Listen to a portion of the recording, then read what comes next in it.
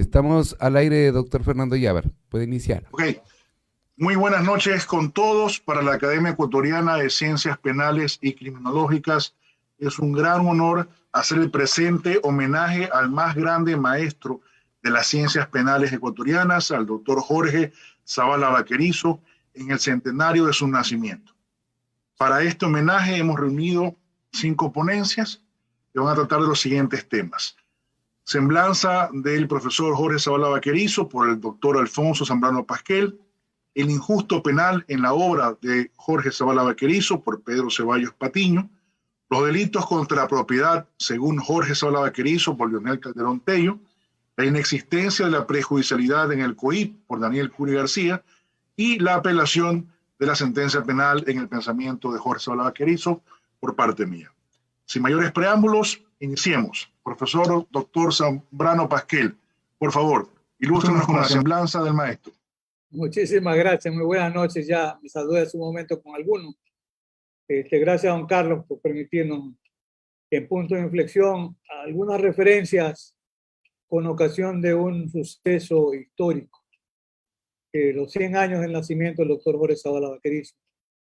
Yo sigo sosteniendo, estoy convencido que la academia que implica la universidad y el foro ecuatoriano debe mantener vigente esa llama que el doctor Zavala nos legó. Y trataré de aprovechar el tiempo previsto, 15 minutos, para recordar algunos hechos de la vida del doctor Zavala.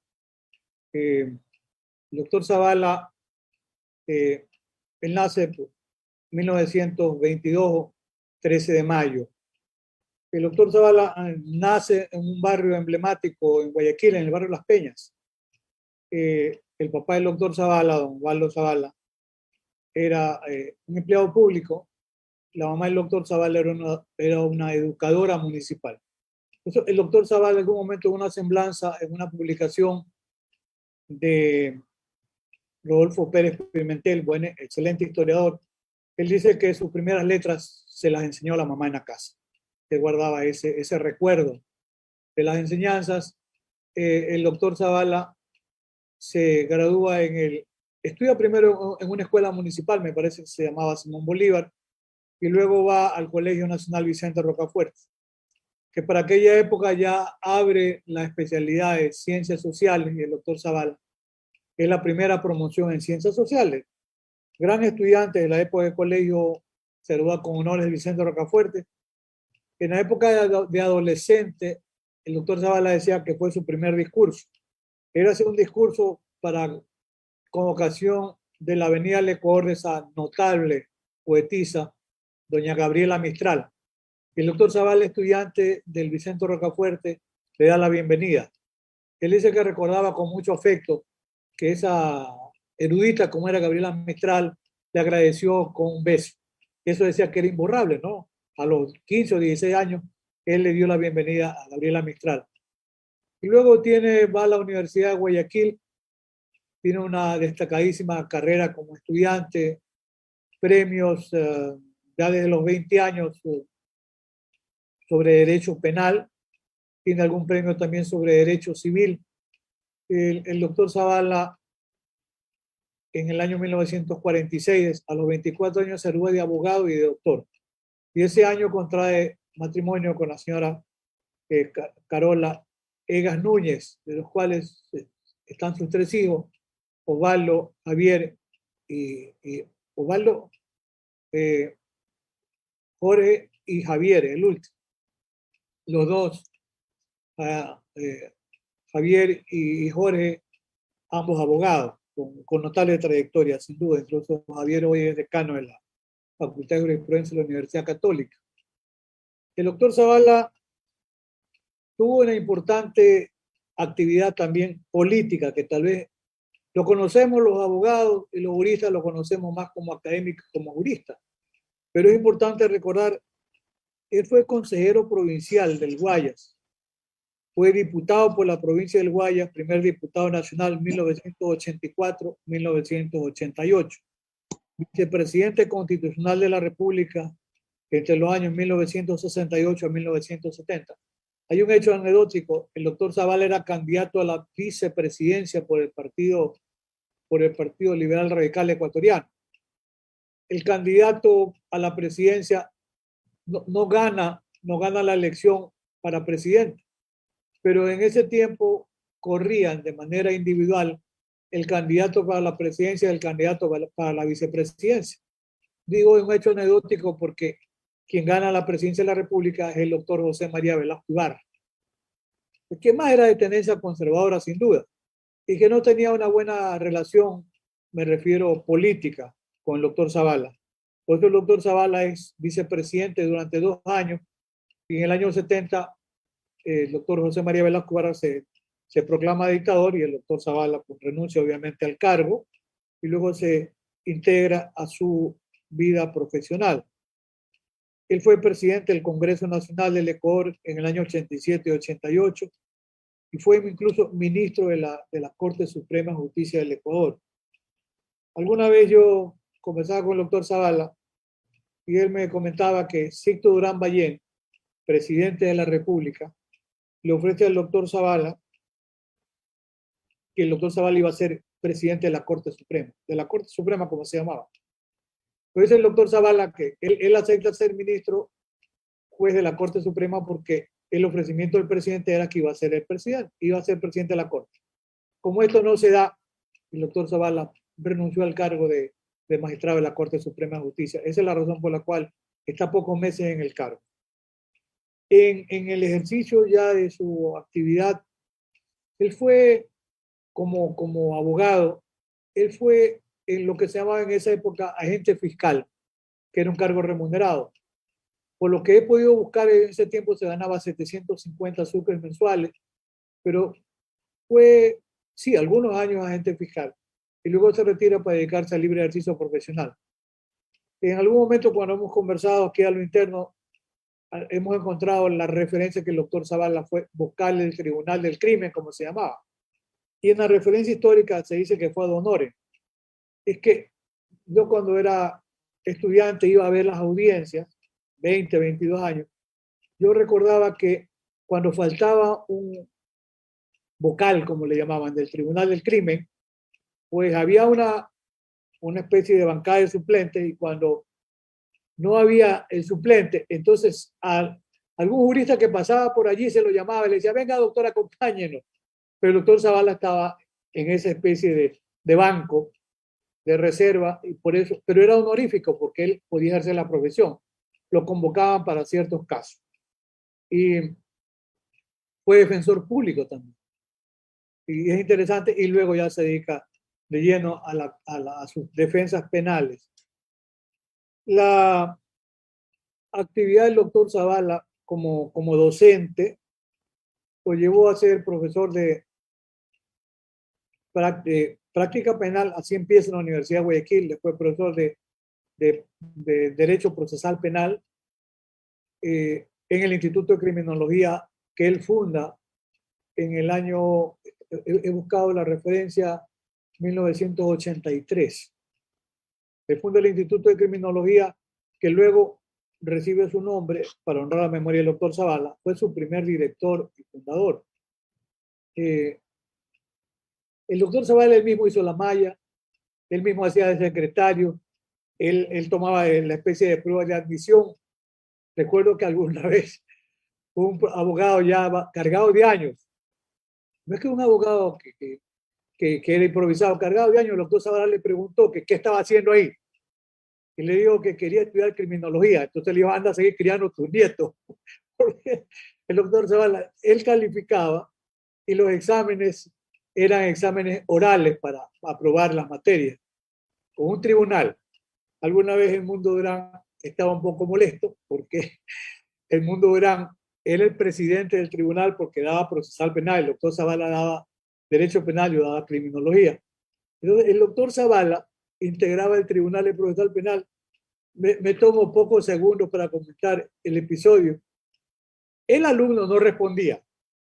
Pues Zavala hacía una pregunta: ¿qué es la acción penal? ¿Qué es el proceso penal? ¿Qué es el sujeto activo? A la tercera que no respondió, Zavala pegó el grito y dijo: ¡cero! Entonces el Mundo Durán dijo: ¿cómo que cero? Carajo, no sabe pues. Sí, pero yo soy el presidente del tribunal. Sí, pero ese piante no va a pasar. Cero. Entonces Edmundo Durán me decía, yo soy presidente del tribunal por la materia, pero esa era la rigurosidad académica del doctor Zavala. Él, aunque no presidía el tribunal, igual calificaba y le decía, vuelvan a estudiar. En la Universidad Católica, el doctor Zavala fue profesor de Derecho Penal, Derecho Procesal Penal, de Práctica Penal. Y tal vez allí empieza mi vinculación con el doctor Zavala. Yo me considero discípulo del doctor Zavala, sin haber sido formalmente su alumno en la cátedra. Pero la experiencia de vida y de conocimiento que él compartía, para mí tienen un valor formidable, porque en el año 1978, el asesinato del economista Don Calderón y el doctor Zavala se hace cargo de la acusación particular. Era diciembre de 1978 y en ese momento él me pide que yo vaya a la Universidad Católica a dar clases, me llama, me convoca. Yo pasaba por la calle informalmente por el correo, él tenía la oficina enfrente, me llamó de un lado a otro, yo subí, conversamos y bueno, y me dijo, quiero que usted vaya a dar clases. Yo me asusté porque no había sido mi profesor. Le digo, ¿estás seguro? Sí. Me dijo que él tenía ojo clínico, que él no se equivocaba, pero que yo no sabía nada. Usted no sabe nada, pero usted tiene capacidad, así que va a dedicarse a estudiar. Es verdad, yo estudiaba 4 horas diarias para 1 hora de clase. Entonces, mi prueba ahí en la Universidad Católica fue reemplazarlo a él en Derecho Penal y en Teoría del Delito. Por eso, el año 84, el manual, la primera edición, está dedicado al doctor Zavala, con todo merecimiento. Y el doctor Zavala decía que un buen penalista tenía que terminar siendo un buen criminólogo. Era su experiencia. Y él, un tiempo, daba derecho penal, Alfonso Zambrano, parte general. Después daba parte especial. El doctor Zavala me hacía rotar en toda la carrera. Después daba procesal penal 1, procesal penal 2, daba práctica penal. Y cuando en el año 86 me pide que lo acompañe en el instituto, yo fui a dar criminología. Me dijo, ¿ya estás preparado para dar criminología? Le digo, siempre. Ah, bueno, vas a dar criminología. Yo reconozco, el doctor Zavala era un gran autodidacta, como yo lo he sido. ¿Y por qué esa formación del doctor Zavala en teoría del delito? Cuando ahora reviso los trabajos del profesor Bacigalupo, antes revisaba los trabajos del profesor José Cerezo Mir, es que los grandes penalistas alemanes traducidos al español, que llegaban, los traducidos, penalistas alemanes traducidos al español, que llegaban a España y que luego llegan a Argentina, algunos a Ecuador, algunos a Colombia, al Perú probablemente. Pues eran los trabajos de Edmundo Mejer, que era un gran causalista, los de Belzel, los de Maurach, los de Yechek, y paré de contar, no había más. Entonces, el doctor Zavala, nosotros revisamos históricamente las citas y referencias que él hace a los juristas alemanes. Él los había estudiado. Como era el profesor Zavala amigo, y él citaba mucho al profesor Jiménez Azúa, era amigo de Sebastián Soler. A Jiménez Azúa, Sebastián Soler los invitó a Ecuador, también al profesor Claría Olmedo, un gran procesalista de la Universidad de Córdoba, que incluso Claría Olmedo había sido profesor de Julio Mayer. Y el doctor Zavala participó en una serie de... Era para mí el único jurista ecuatoriano que tenía esa proyección internacional. Estuvo en un congreso internacional en la ciudad de Córdoba, fue vicepresidente de una mesa. Allí estaba Elías Neumann, muy joven, estaba allí Julio Mayer, Claría Olmedo, el doctor Zavala iba a esos eventos. Luego tiene alguna participación también en Francia, está también en España, bueno, fue invitado por la Corte Suprema también de Panamá. Y el doctor Zavala era miembro de algunas organizaciones internacionales que le guardaban muchísima consideración. Menciono algunas: la Sociedad Internacional de Criminología, era miembro de la Asociación Internacional de Derecho Penal, miembro correspondiente de la Academia Mexicana de Derecho Penal, miembro correspondiente de la Sociedad Mexicana de Criminología, miembro de la Academia Cubana de Derecho Penal, presidente y conferenciante del primer seminario. Este es el caso de Mendoza. En Ecuador organizó algunos eventos, incluso para el año 1994 en la Universidad Católica, hace un importante evento. Yo recuerdo que en aquel momento el doctor Zavala me pregunta cómo lo ubicábamos a Alessandro Barata. Yo tenía amistad personal con Alessandro. El doctor Zavala conocí a Alessandro Barata porque en el libro Homenaje por los 70 años, Alessandro Barata había publicado un documento. Me dijo, ¿a dónde lo podemos encontrar? Le digo, él es director en el Instituto de Criminología en Saarbrücken, en la frontera entre Francia y Alemania. ¿Tienes cómo ubicarlo? Claro. Entonces, le escribí a Sandro y le dije, el profesor Zavala quiere conversar contigo, te quiere invitar, que me escriba. En 1994, la Universidad Católica, ojo, el doctor Zavala crea una Universidad Católica, el Instituto de Criminología, que realmente nunca llegó a funcionar. Pero hizo un congreso internacional en el año 1994 sobre bioética, tráfico de drogas, informática, terrorismo, corrupción administrativa y las relaciones con la criminología.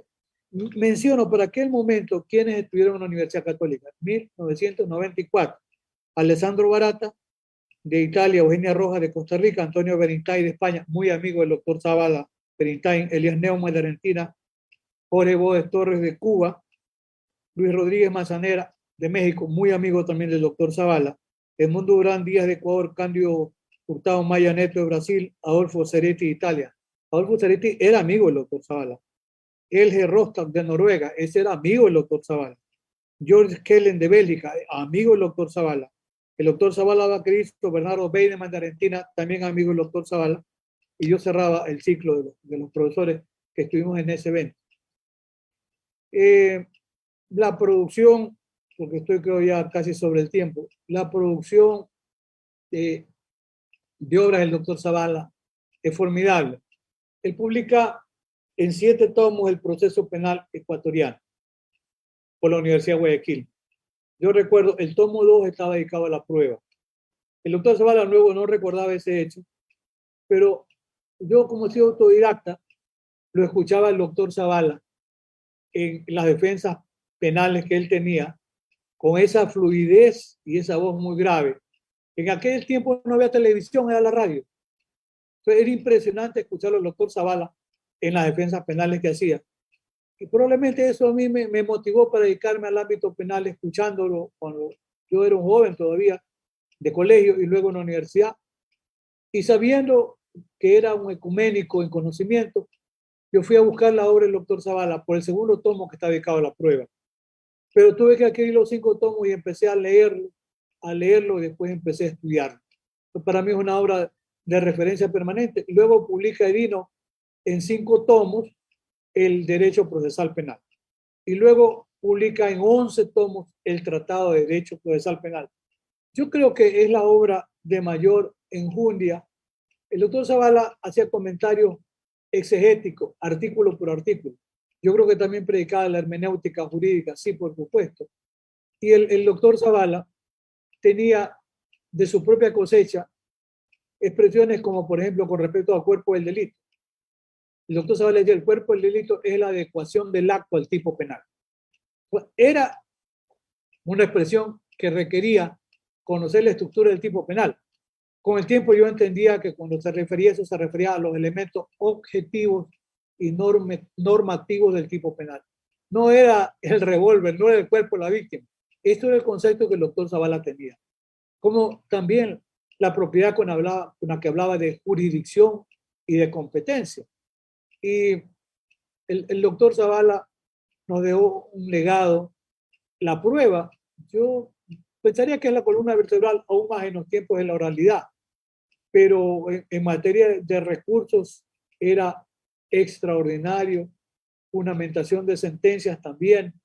Es decir, yo le sigo diciendo, cuando tengo la oportunidad, terminé con la Universidad Central un módulo de litigación oral, hay que leer y luego estudiar la obra ecuménica del doctor Zavala. Se aprende a litigar estudiando al doctor Zavala. Y claro, luego nos deja el legado de la parte especial, extraordinario, nos deja el legado de un tratado de la pena, que son 3 tomos.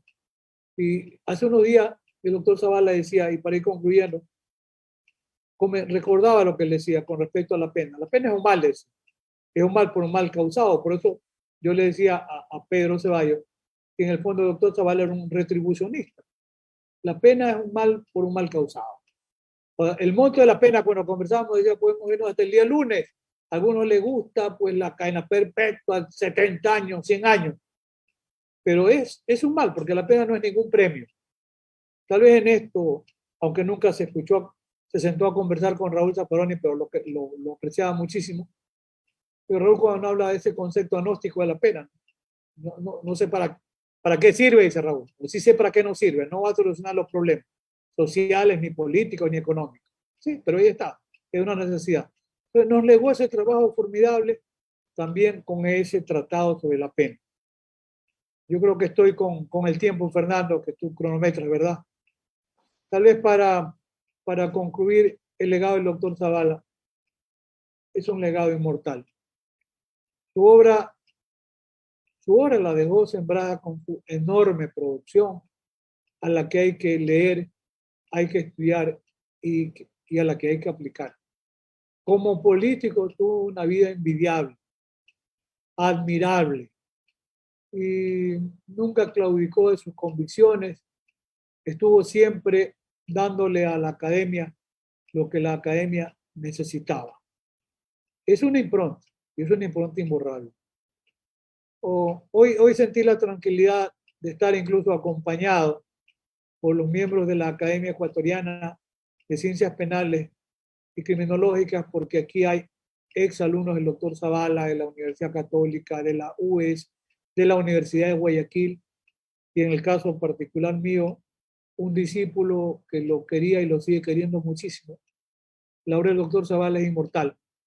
Para mí la obra del doctor Zavala no ha muerto. Sigue vigente y es de permanente aplicación. A todos ustedes, gracias también por la convocatoria y por estar presentes. Sí. Listo, Fernando. Muchas gracias, Alfonso, por tus palabras. Sin duda que el maestro Zavala alcanzó la inmortalidad con su producción bibliográfica, pero además también con su dedicación a la docencia y su vida política. Continuamos con el doctor Pedro Ceballos Patín. Él va a tratar el injusto penal en la obra de Jorge Zavala Vaquerizo. Hola, Fernando, Alfonso, Leonel, Daniel, compañeros y todos amigos invitados a estos conversatorios que también hacen a la academia, ¿no?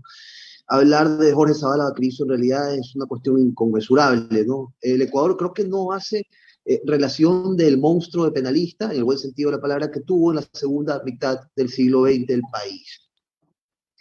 El legado de él, como dijo Alfonso, pues es gigantesco. Ojalá nunca decaiga. A veces me da la impresión de que a nivel de tribunales, a nivel de jueces, su obra no es citada con la importancia que merece, sobre todo en aspectos procesales. Y esta exposición un poco la iba a hacer en un tema que siempre me llamó la atención del maestro Zavala, que era un penalista completo, no solo era un procesalista, era un penalista con todas las credenciales imaginables, un crítico, no era un compilador de ideas o de conceptos, era un crítico que podría atreverme a decir que este tenía una posición sobre el injusto y particularmente sobre la culpabilidad muy particular. Para poder deconstruir a Jorge Zavala Vaquerizo en cuanto a la teoría del delito y a la parte general del derecho penal, hay trabajos, monografías que ya tienen más de 30 años de antigüedad, que están disponibles en Internet. Entiendo y sé que hay más trabajos que no son de fácil acceso, porque él se dedicó a escribir de temas ajenos a la parte general en su obra más abundante, siendo su obra cumbre el proceso penal ecuatoriano, pero también una obra importante sobre la parte especial, ciertos delitos, y sobre la teoría de la pena y procesos históricos. Esa es la obra que más se recuerda del maestro en nuestro medio. Sin embargo, él tenía trabajos importantísimos en cuanto a la parte general, dos en particular, uno del año 91 y uno del año 92. El primero es el fenómeno criminal del año 91 y el segundo es imputabilidad, culpabilidad y responsabilidad. No es un título de Hassemer, es un título de Zavala Vaquerizo, pero si se lee, pues pareciera un título de algún autor alemán de gran renombre, ¿no? El primer artículo es particularmente importante. Entonces, a través de estos dos artículos he tratado de alguna forma, de construir cuál era la postura personal de Jorge Zavala Vaquerizo en El Injusto, ver más o menos a qué autor de su época o de los que llegaban acá, como dijo Alfonso, porque en esa época, digamos, no era el acceso a la información que tenemos ahora, no existía, pues entonces llegaba la traducción de Jesek, la traducción de Maura, la traducción de Belzel y también obviamente los autores causalistas que los precedieron. Sí me llama la atención que la obra del doctor, esto tengo que decirlo, está un poco escasa de conceptos funcionalistas cuando él pudo haber coincidido con esa etapa, y eso pues tal vez para un comentario posterior que Alfonso pueda hacernos, porque yo nunca traté con él personalmente sobre tesis funcionalistas. Lamentablemente no alcancé, y me arrepiento al día de hoy, porque conviví mucho con él en los últimos años de su vida. Pero bueno, Jorge Zavala Vaquerizo en El Injusto, partiendo por la acción, es un defensor del derecho penal, del acto penalista liberal. No cree en la responsabilidad objetiva y jamás aceptaba ideas que pudieran acercarse a ideas de peligrosidad o en situaciones fisiológicas o anatómicas del autor. Él decía que se debía valorar la conducta en el injusto, el hecho, el acto, como yo llamaba, el acto era la palabra que utilizaba. Defensor de la tesis del bien jurídico como máxima misión del derecho penal. Era afín también a la idea de la interpretación de Erwin Kaufmann de las teorías de las normas. Las normas se componen, las normas penales se componen en mandatos y prohibiciones.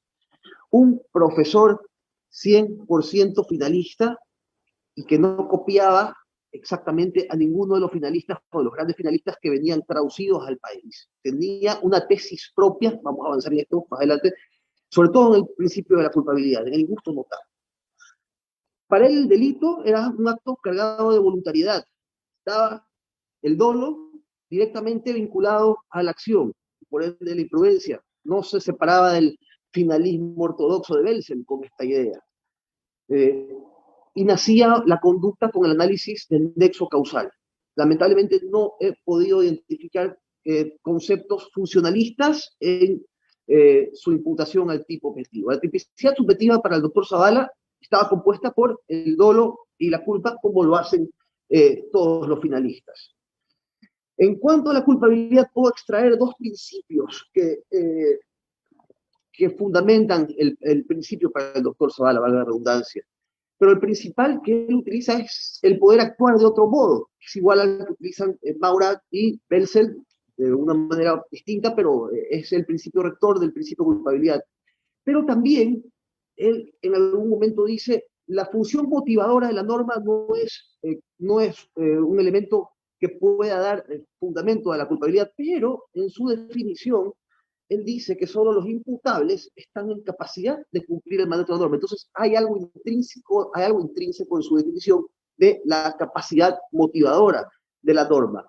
Pero él consideraba la culpabilidad como un elemento, como una cuestión 100% normativa. Desacreditaba el concepto psicologista de los causalistas, y él decía que la culpabilidad, si bien parte de un concepto o de una situación psicológica relacionada con la norma y el sujeto a reproche de la norma, él no le daba importancia tanto a este vínculo psicologista, y él decía que la culpabilidad era un juicio de reproche puro, hecho por el juzgador, el juez, ex post la conducta, por un lado. Por otro lado, también sostenía el maestro que la imputabilidad no era un elemento de la culpabilidad, sino más bien era un presupuesto de la misma. Y creo que el elemento, como lo conocemos los finalistas, de la culpabilidad con el que más trabajó el doctor Zavala fue en la imputabilidad. Abordó mucho la tesis del acto libre y causa, donde se diferenciaba con Zaffaroni, porque Zaffaroni tiene una idea un poco extraña con el acto libre y causa, que dice que no puede considerarse el dato de inimputabilidad jamás, porque no sabes cómo va a actuar un imputable, dice Zaffaroni. El doctor Zavala sostenía que no, que debía considerarse el acto precedente. Esto es la situación de imputabilidad al momento de valorar la culpabilidad, pero no como elemento de la culpabilidad, sino como un presupuesto de la misma.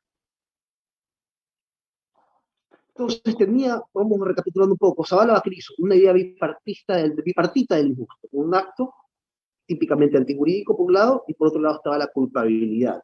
Él hacía una especie de división y la asimilaba al proceso penal que teníamos en el Ecuador antes del año 2000. Entonces él decía que en el sumario se valoraba en el injusto y en el plenario se hacía el juicio normativo de reproche culpabilístico previo a imponer una pena.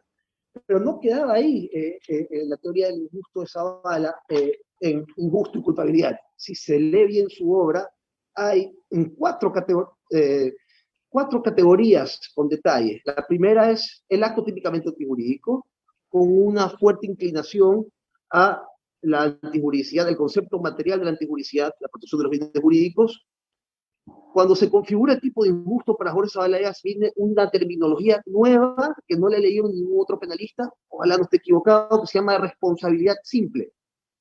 Él fue capaz de crear un concepto para dividir el injusto de la culpabilidad. Y después venía la imputabilidad y la culpabilidad, con los dos criterios que yo veo que él usa para fundamentar al principio: el reproche estatal, fundamentado en la posibilidad de actuar de otro modo, y en menor medida la función motivadora de la norma. Viene a hablar el doctor Zavala después de la culpabilidad de una tercera categoría en la culpabilidad, que es un poco asociada a un artículo que había en el Código Penal anterior, y por eso tal vez tenga una similitud con Maura en cuanto a la culpabilidad. Maura creaba categorías post-culpabilidad para ciertas situaciones, como por ejemplo la obediencia debida, a raíz de una defensa que tuvo que hacer en un juicio de Nuremberg contra un ex director de la GCS, y él no quería cuestionar injusto y antijuricidad, sino que fue directamente a decir él no es culpable, y se basó fuertemente en la audiencia de vida. Maura la ubicaba como una situación que excluía la culpabilidad. Zavala, en este sentido, hablaba de la inimputabilidad como principal factor para excluir la culpabilidad, pero también hablaba del error inexcusable. Entonces, un Zavala evolucionado sería un defensor también del error de prohibición o del desconocimiento del contenido o el desconocimiento per se de la norma. Volviendo a las categorías del injusto en Zavala, hay esta tercera categoría, bueno, cuarta categoría en realidad, porque tenemos el injusto, el acto técnicamente jurídico, la responsabilidad simple, concepto propio de él, la imputabilidad y la culpabilidad, y tenemos una tercera categoría que se llama responsabilidad penal, pero que él la cita atendiendo directamente a un artículo del Código Penal anterior, que era el 588, contenía las famosas excusas absolutorias. No había forma de imputar una conducta de un delito contra la propiedad entre cónyuges, por dar un ejemplo de lo que recuerdo. Entonces, para él, estas situaciones eran consistían en situaciones excluyentes de la culpabilidad. Y por último, una vez verificados estos pasos, pues se podía imponer la pena. Y como bien lo dijo Alfonso, el doctor Jorge Zavala, que hizo era 100% retribucionista, el mal por el mal. La pena es dolor, y la pena, y tiene un concepto un poco similar al de Jacobs, salvando pues, los años de evolución. Y el doctor Zavala decía que la pena no restablece la norma, como dice Jacobs. Lo importante es, pues digamos, entiende la pena es el establecimiento de la vigencia de la norma. Zavala decía que la pena restablece el derecho. Entonces, bien o mal, pues, la similitud está ahí con el profesor Jacobs en su teoría de la pena. Retribucionista al 100%. No hay, en este sentido hay que decirlo, humanismo en sus teorías de la pena, no hay ideas de resocialización, no hay ideas de prevención, pero en cambio en la culpabilidad yo sí noto ciertas situaciones preventivos generales cuando él habla de la capacidad motivadora, sin decirlo de frente, pero cuando él define a la culpabilidad o a la imputabilidad en este caso, como la capacidad de la gente de comprender la norma. Entonces sí había escondido en Zavala alguna situación preventiva general en su teoría, al menos dentro de la culpabilidad. Y la culpabilidad y pena pues no pueden ir separadas, están de la mano. Entonces, de esta manera, creo que para los trabajos que están disponibles, creo que esta es una deconstrucción bastante aproximada a el doctor Jorge Zavala. Yo no voy a Zavala Baquerizo, yo no voy a decir que él era un finalista 100% similar a Maura o similar a Belzel, ni mucho menos. Él tenía un criterio propio, probablemente más parecido a una culpabilidad de Maura, pero muy diferente en muchas cuestiones, y muy similar al de Belsen en cuanto al injusto típico. Entonces, con estos comentarios he logrado pues, de construir estos dos trabajos que los recomiendo. Doy por concluida mi intervención y espero pues sirva mucho para los fines académicos pertinentes. No perdamos la memoria del maestro Zavala, porque es muy difícil que podamos, como nación, equiparar a un profesor de esa categoría, y deben tenerlo en cuenta las generaciones que vienen. Muchas gracias. Muchísimas gracias, Pedro. Sin duda que tus palabras son muy, muy acertadas y cómo nos llevan a una relectura del profesor Zavala. Creo que es importante. No hay que considerar que sus libros, que como lo ha mencionado Alfonso, eran una buena parte de ellos, por supuesto, exegéticos, ya no sirven, que ya no se necesitan. Al contrario, nos deben nutrir para los análisis que debemos realizar, incluso más allá del análisis exegético. Así que gracias por tu exposición. Creo que realmente el tema como tal es un tema muy interesante que generaría incluso la discusión de un libro específicamente para abordar toda la visión que tenía el maestro Zabala Vaquerizo respecto de la parte general, en específico el tema injusto que tú has abordado. Bien, vamos a continuar. Vamos ahora con el doctor Leonel Calderón Tello. Él va a abordar los delitos contra la propiedad según Jorge Zabala Vaquerizo. Muy bien, buenas noches, Fernando. Buenas noches, Alfonso, Pedro, Daniel y todos los que nos escuchan. Pues efectivamente estamos aquí analizando de alguna manera el trabajo del profesor Zabala, un maestro, en el fondo maestro de todos, ¿no? Maestro de todos, maestro de muchos. Yo alcancé que en el instituto que lleva su nombre, ahora desaparecido, pues alcancé a recibir sus clases, ¿no? En el año 2010, me parece.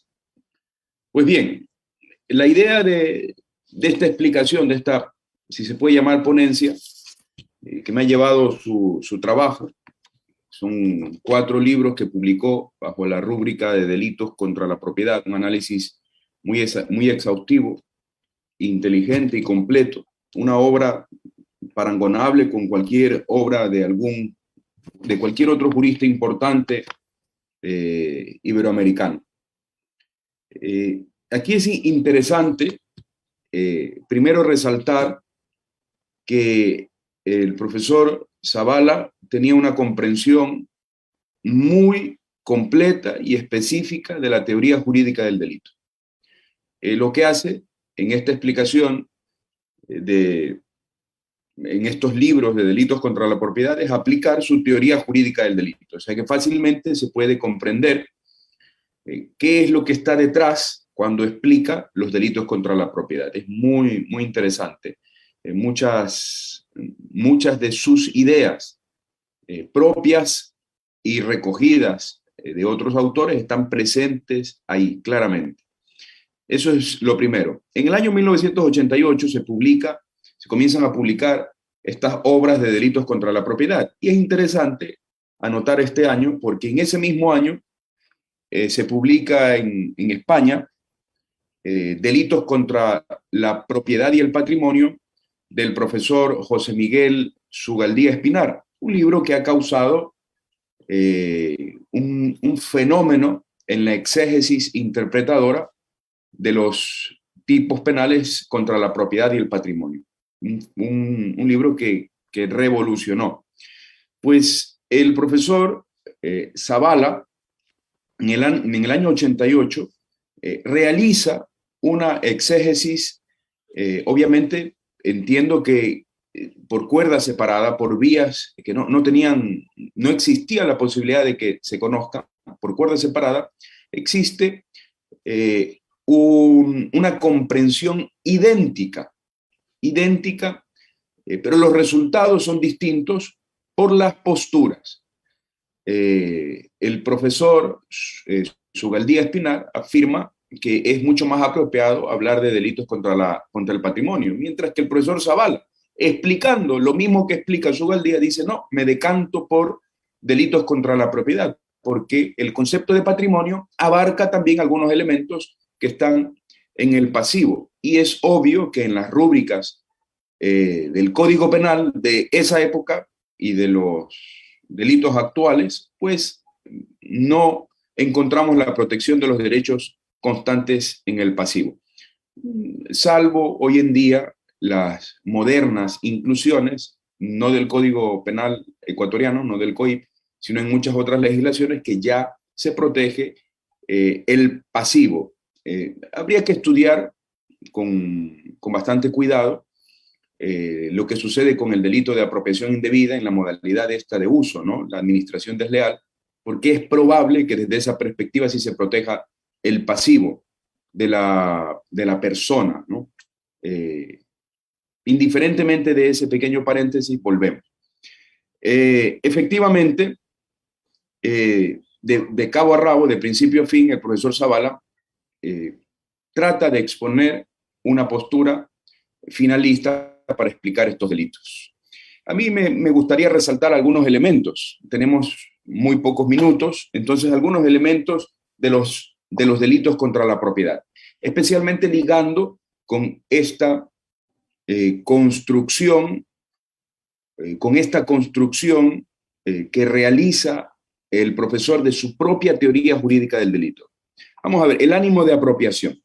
Esto es un concepto interesantísimo. El profesor Zavala ya nos explica desde esta época con suficiencia dónde debemos ubicar el ánimo de apropiación. O sea, los ánimos, ¿dónde deben estar? Hasta este momento, no es que no hayan existido posturas previas, pero con la claridad expositiva de la rúbrica de cómo lo hace el profesor Zavala, podemos entender que el ánimo de apropiación es un elemento subjetivo del injusto. Es decir, si el legislador ha decidido establecer un específico ánimo de apropiación, ha decidido incorporar al tipo penal un específico ánimo de apropiación, por ejemplo, en la estafa, tal y como estaba escrito en esa época, esto significa que el legislador ha querido exigir algo adicional al dolo. O sea, no basta el dolo, es necesario cualificar la conducta de un modo específico.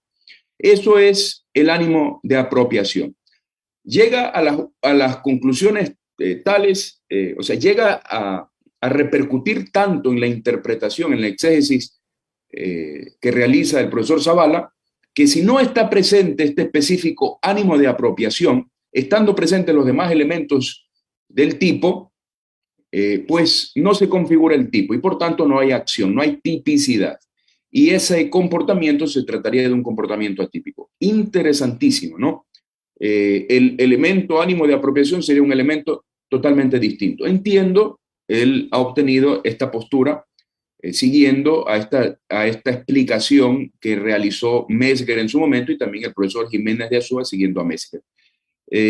Pero ya explicándolo aquí en el Ecuador de una manera suficiente, con sus repercusiones, con ejemplos, con todo, con lo demás, llegando incluso a la conclusión de que en el Ecuador no rige, por el texto vigente en aquella época, no rige el hurto de uso. Interesantísimo. Esta es una conclusión original del profesor Zavala Vaquerizo. Otra cuestión que a mí me ha encantado al leer estos libritos, 4 libros, se los recomiendo leerlos o releerlos, es el tema de el valor de la cosa. El valor de la cosa hurtada, sustraída, apropiada, etc. Ese valor constituye un elemento del tipo o un recurso para la determinación del daño civil. Es interesantísimo. El profesor Zavala, renunciando a esta primera posibilidad, él señala, ¿no? Señala, me parece también porque su visión es un derecho penal nuclear, está pensando en el derecho de la pena natural, en el derecho de un código penal muy reducido, muy pequeño, solo para las graves afectaciones del derecho, muy cercano sería hoy en día a la postura de Silva Sánchez, ¿no? Silva Sánchez sería muy cercano, diríamos con conocimiento de causa, que Silva Sánchez sería muy cercano a Zavala, que es lo propio afirmar. En este sentido, de señalar que debemos tener un derecho penal reducido, que se dedique solamente a las ofensas más pequeñas. Pero bueno, interesantísimo. El valor de la cosa como elemento del tipo o como recurso para la determinación del daño civil. El profesor Zavala señala que el valor de la cosa tan solo debe servir como un elemento del daño civil. Aquí, hoy en día, habría grandes discusiones, ¿no? Precisamente porque la diferencia entre el delito y la contravención de hurto, por ejemplo, en el Código Orgánico Integral Penal Ecuatoriano, que todavía tenemos las contravenciones como infracciones penales, lo que aprovecho para criticar, debe ser ya eliminado de la codificación penal, a mi juicio, una opinión propia, tal y como lo han hecho muchísimas otras legislaciones, porque ¿qué hace dentro de la legislación que atenta gravemente contra los derechos más importantes de una persona? Una contravención. Pues bien, salvo por esa particular circunstancia, pues entonces la diferenciación entre contravención y delito causaría problemas con esta interpretación. Sin embargo, si somos coherentes con el principio de mínima intervención, muy desarrollado desde otra perspectiva, ¿no? A partir del principio de legalidad y protección de la persona que tiene clarísimo el profesor Zavala, pues diríamos que coincidimos con la postura de él. Otra cuestión que me ha parecido interesantísima en la obra que estamos comentando es la teoría del bien jurídico y los delitos contra la propiedad. Para el profesor Zavala, o mejor dicho, en esta explicación que realiza el profesor Zavala de los delitos contra la propiedad, encontramos una influencia trascendental de la teoría de los bienes jurídicos. Para él, la base de la construcción del tipo es el bien jurídico. Y la base de la imputación es la afectación al bien jurídico. Por tanto, es como si él estuviese desarrollando tesis de cómo redactar correctamente un tipo legal, un tipo penal. Es un resumen constante, abreviado de consejos para el legislador, para el que debe entender sobre cómo redactar los tipos penales, de cómo debe hacerlo. Y recomienda básicamente dos cosas, muchas otras, pero básicamente dos. Hey, señor, recuerde usted que el derecho penal está para proteger los intereses más importantes de la sociedad. 1. 2. Recuerde usted que luego le dice a los operadores jurídicos, señores operadores jurídicos, recuerde usted que solamente cuando aparezcan graves afectaciones a estos intereses importantes que han servido para establecer un tipo penal, solamente en esos casos es posible imputar a una persona. Interesantísimo. En torno a la explicación ya concreta de cuáles son los tipos penales que protegerían los delitos contra la propiedad, giran en torno a una clasificación interesante. Los delitos con capacidad de apropiación y los delitos que no tienen capacidad de apropiación, pero que afectan algunos de los derechos reales de dominio. Interesante.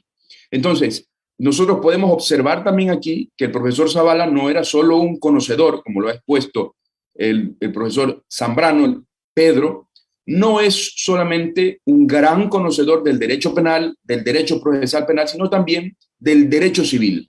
Un gran conocedor de las instituciones del derecho civil y reclama constantemente esa autonomía que debe tener el derecho penal. Es decir, debemos aceptar que muchos de los conceptos e instituciones que vienen del derecho civil son tomadas, prestadas por el derecho penal. Claro que sí, pero que la interpretación, la exégesis y la respuesta que debe dar el derecho penal no necesariamente debe estar sujeta a las interpretaciones, límites y formulaciones que sobre ese concepto, categoría o institución se realiza en el derecho civil. Esto es una cosa muy interesante, obviamente anticipada a su tiempo, porque, bueno, a menos que las traducciones de estos libros metodológicos posteriores a la década del 50 las haya tenido a la mano, pues el profesor Zavala se anticipó muchísimo y tenemos a una persona con una gran capacidad exegética, una capacidad para unir norma constitucional, el principio de legalidad está central en todos lados, la norma constitucional, la norma procesal, constantemente está colocando ejemplos, la norma penal, la norma civil. Es un gran erudito. Una cuestión importantísima es en la estafa. En el delito de estafa me ha parecido una genialidad, ¿no? Porque hoy ya sabemos que Otto es un autor alemán que desarrolla el concepto personal del patrimonio. Pero el profesor Zavala lo desarrolla, año 88. Ya tiene un desarrollo sobre el concepto personal de patrimonio en la estafa. Y señala, no lo dice concepto personal, pero no hace falta que lo diga.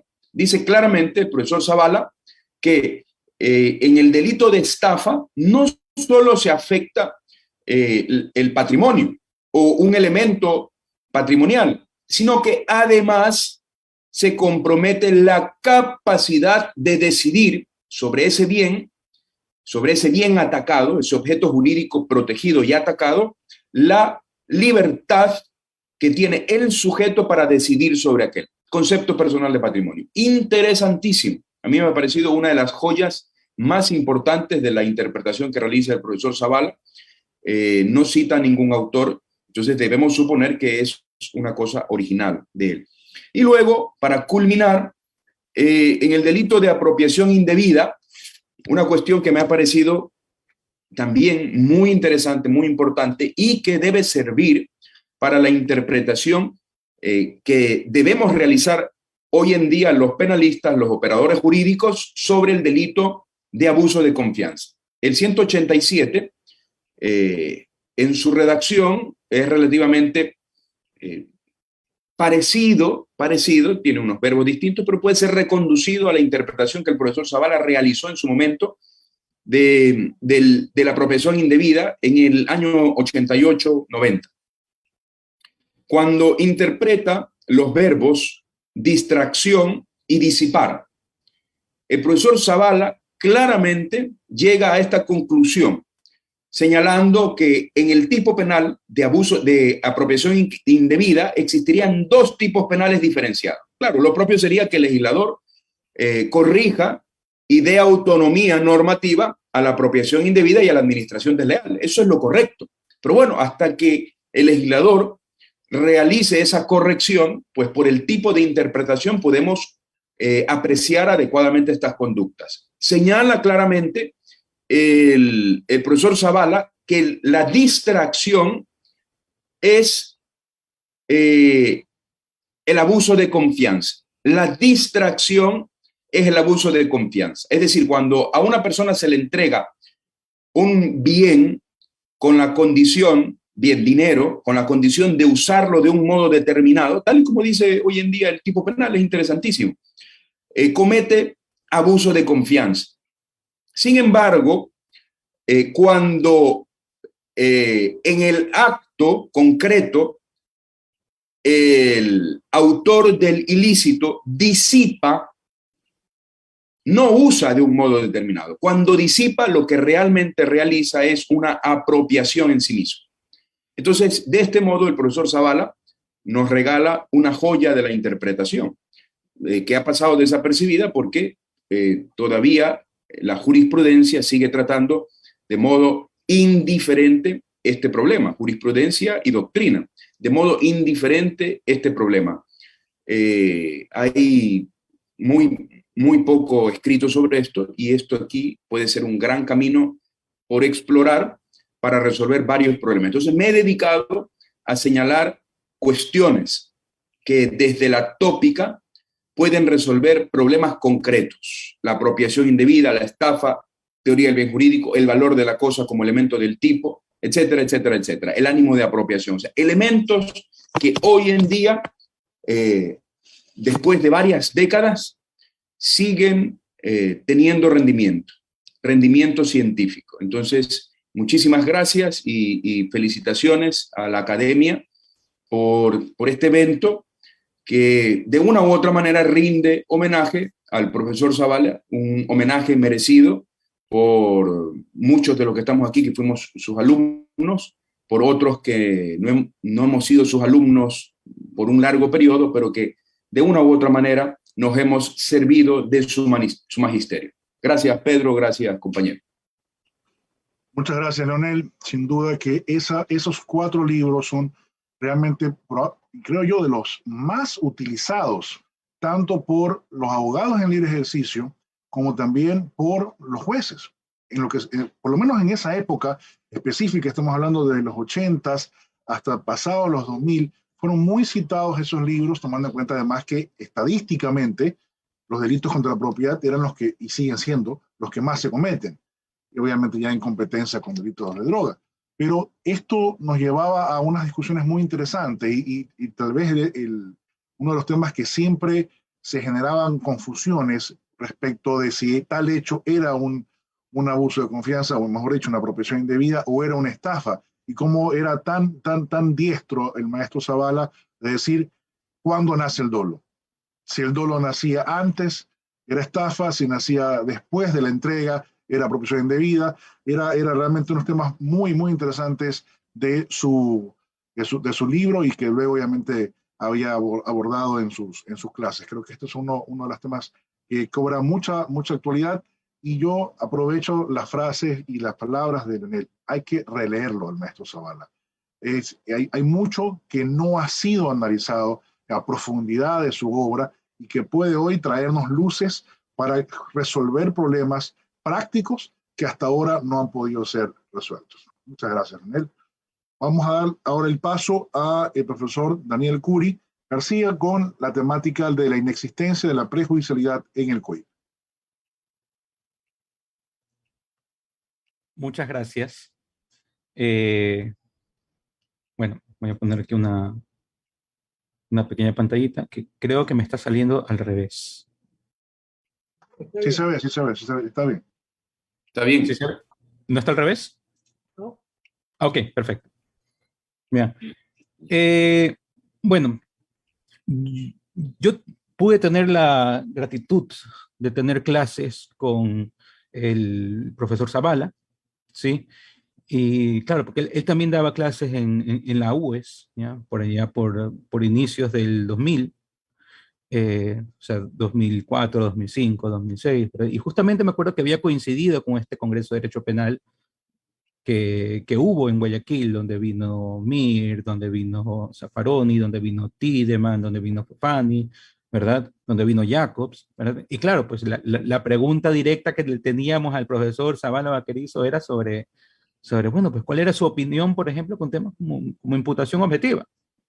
Y me acuerdo su respuesta en ese sentido era como que la desechaba como una teoría de una u otra manera, porque de una u otra manera decía que lo importante realmente en el proceso no eran estas cuestiones de imputación, sino que eran principalmente las cuestiones probatorias, ¿verdad? Que es la prueba lo que decide el proceso, ¿verdad? De una u otra manera decantándose más por una situación más pragmática procesalista que en meterse directamente en el tema doctrinario.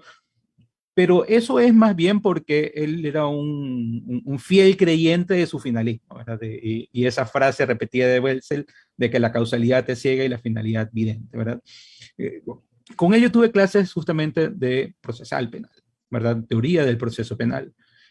Y uno de los temas, ¿verdad? Que pues hablaba en clase, y que él también habla en el tomo 2, si mal no recuerdo, de su tratado de Derecho Procesal Penal, ¿verdad? Era el tema de la prejudicialidad, ¿verdad?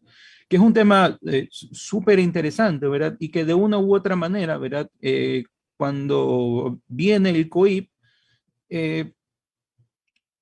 hace que este tema entre nuevamente en la discusión, ¿sí? Y claro, si vemos claramente, pues si nos preguntamos, pues, ¿qué es la prejudicialidad, verdad? Entonces, vemos lo que nos dice el COIP, que nos dice, claro, en los casos expresamente señalados por la ley, si el ejercicio de la acción penal depende de cuestiones prejudiciales, cuya decisión compete exclusivamente del fuero civil, no podrá iniciarse el procedimiento penal antes de que exista un auto de sentencia firme en la cuestión prejudicial, ¿verdad? Entonces necesitamos un auto firme en ese sentido, ¿verdad? Y que dependa justamente el tema penal de la decisión que se tome en el tema civil, ¿verdad? Entonces, existe una relación de dependencia, así como para los casos en otras legislaciones donde exista una prejudicialidad de lo penal a lo civil en el tema de indemnizaciones. Aquí habían justamente estos casos donde para poder pasar a un enjuiciamiento penal era necesario previamente contar con una decisión final, ¿verdad?, en materia civil, ¿verdad? Y esto también entonces tendría muchas repercusiones, especialmente para el tema de la prescripción, por ejemplo, ¿sí? Entonces, claro, en estos casos no hablamos de condiciones objetivas de punibilidad, no hablamos de posibles elementos del tipo penal, ¿verdad? O elementos que vayan justamente dirigidos a la naturaleza del injusto o su existencia, ¿ya? sino que estamos hablando claramente de cuestiones procesales, cuestiones de procedibilidad que permitan el procesamiento, no afectan la existencia del delito, no afectan el desvalor del injusto, afectan únicamente esta capacidad de procesamiento, ¿verdad? O, como lo dice el propio COIP, afectan al ejercicio de la acción penal, ¿sí? Entonces, claro, en los casos que teníamos en el Código Penal anterior y los casos que discutía justamente el profesor Zavala Vaquerizo, eran estos casos de falsificación de instrumentos públicos, los casos de insolvencias y quiebras fraudulentas y los casos de alzamiento, ¿verdad? Dándole mayor énfasis, por una cuestión histórica, el tema de la falsificación de instrumentos públicos, que tenía cláusulas claras, ¿verdad?, de prejudicialidad en esa época, ¿verdad? Pero estas cláusulas nunca fueron tan claras en el tema de insolvencias y las quiebras y alzamientos, ¿verdad? Y esta cuestión se hace incluso más fuerte cuando entramos justamente a la interpretación del COIP y la interpretación de estos delitos dentro del COIP, ¿sí? Y entonces entramos primero al delito de insolvencia fraudulenta, ¿verdad? Que es un delito que tiene una etiqueta un poco extraña, ¿verdad? Que nos dice, claro, si la persona que a nombre propio o en calidad de representante legal, apoderada, director, administrador o empleado o entidad de empresa simule por cualquier forma un estado de insolvencia o quiebra para eludir sus obligaciones frente a los acreedores, será sancionado con pena privativa de libertad de 3 a 5 años. Igual pena tendrá la persona que en calidad de representante legal, apoderado, director o administrador, conociendo el estado de insolvencia que se encuentra la persona jurídica que administra, acuerda, decida o permita que ésta emita valores de oferta pública o haga oferta pública de los mismos. Si se determina la responsabilidad penal de las personas jurídicas, se impondrá la pena de la cláusula definitiva de sus locales o establecimientos y la multa de 50 a 100 salarios básicos unificados del trabajador en general, ¿sí? Sin perjuicio de que hay otras normas muy similares a esta, ¿verdad?, que las encontramos repartidas en el COIP, especialmente dentro de la posibilidad de ubicarlos como delitos de estafa, o incluso la posibilidad de ubicarlos dentro de los delitos de ayotaje, ¿sí? Se nos presenta justamente esta primera etiqueta del artículo 205, ¿ya? Con responsabilidad penal de las personas jurídicas, que generalmente es una cláusula muy específica que el legislador a veces prefiere pues, ponerla y otras veces, pues desgraciadamente no, ¿sí? Entonces la pregunta es, en este tipo de influencias del artículo 205, ¿se necesita previamente una cláusula de prejudicialidad? Ojo, el tipo objetivo del delito no consiste en las personas que caen en un estado de insolvencia, ¿verdad? Que exista, que yo a propósito me pongo en un estado de insolvencia, sino que es un estado de simulación de insolvencia. Es decir, no existe una insolvencia real, ¿verdad? Sino que yo he puesto mis bienes a nombre de otra persona, pero yo lo sigo manejando, yo lo sigo controlando. Yo simulo que estoy en insolvencia y que no puedo hacer pagos a los acreedores, pero en verdad sí cuento con ese carácter económico, ¿sí? Y esto entonces ya nos da un punto de partida para decir, bueno, parece ser que al ser una mera simulación, pues no se necesitaría una decisión judicial previa que diga, pues efectivamente que está en una insolvencia fraudulenta, ¿sí? Y entonces, claro, podríamos partir de dos posturas. La primera, que es la postura en la que parto yo, o al menos digamos de que las pongo a motivo de un debate, es que, no, debido a que es una simulación de dicha situación, no existe realmente dicha insolvencia, ¿verdad? No es un caso de insolvencia fraudulenta o de quiebra fraudulenta, sino es un caso en que simulo llegar a este estado de insolvencia o simulo llegar a este estado de no poder pagar a mis acreedores, ¿verdad? Pero que por detrás sí tengo esa capacidad y sí tengo el manejo de los bienes, pero que simplemente los estoy ocultando mediante empresas shell, mediante un sinnúmero de causas, testaferros, lo que uno quiera, ¿verdad? La segunda postura, ¿verdad?, que nos diría, claro, la simulación se hace ante el juez de lo civil, ¿verdad? Es decir, que yo, cuando me demandan a mí en la vía civil, ¿verdad? Y aquí es donde viene esta discusión, ¿ya? Si es que yo puedo entonces iniciar una acción penal por una simulación de insolvencia sin recurrir previamente a la vía civil, cuando yo ya veo que la persona pues está cambiando de nombre de los bienes, ¿verdad? O si necesito entonces ir directamente hacia el juicio civil y luego entonces pasar al juicio penal, entonces diríamos, claro, si la simulación se hace ante el juez de lo civil, un juicio previo donde lo obligan a cumplir las obligaciones y él dice no tengo, ¿verdad?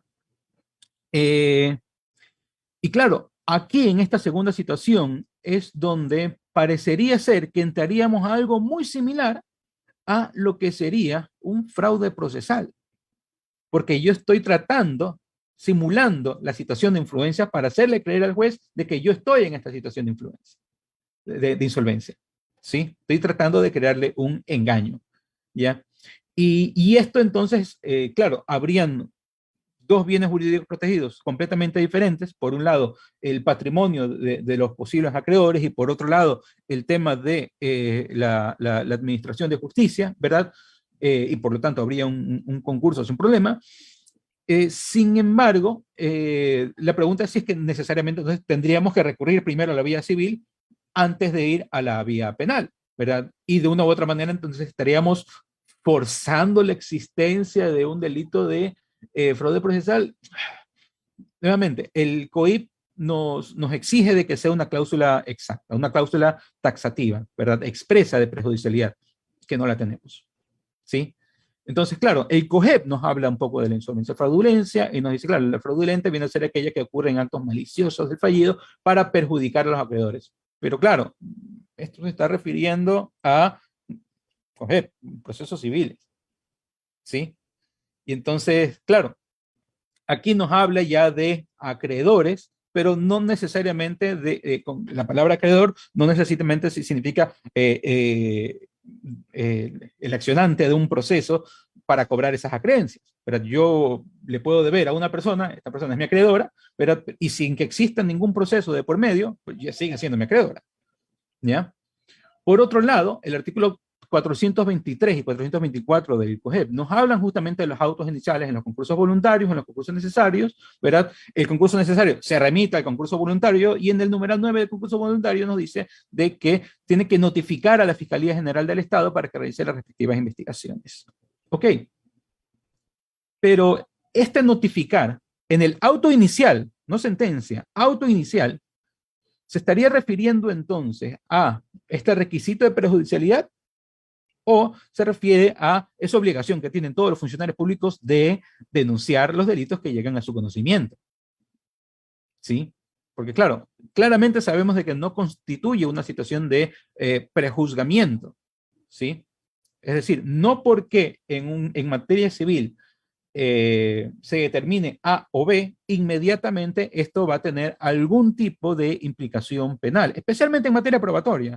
Imaginemos de que en un caso civil, ¿verdad? Se está demandando daños y perjuicios por una mala práctica médica, ¿verdad? O incumplimiento de contrato o obligación extracontractual, como ustedes quieran ponerlo, ¿verdad? Y que independiente de ello, pues si la Corte Civil dice, no, pues aquí no va a haber responsabilidad civil por esto, ¿verdad? Y que después se pretenda ir por una vía penal, y la vía penal no puede decir, no, es que eso ya fue decidido por la vía civil, porque son estándares probatorios completamente diferentes, y lo que se intenta valorar o desvalorar en el ámbito penal, ¿verdad? Son cuestiones completamente diferentes. Entonces, no porque existe una sentencia de lo civil, inmediatamente va a afectar a lo penal, y no porque existe un acto de inicio que le dice fiscal, investigue, puede haber algo aquí, significa de que esto va a ser necesariamente una cuestión de prejudicialidad, ¿verdad?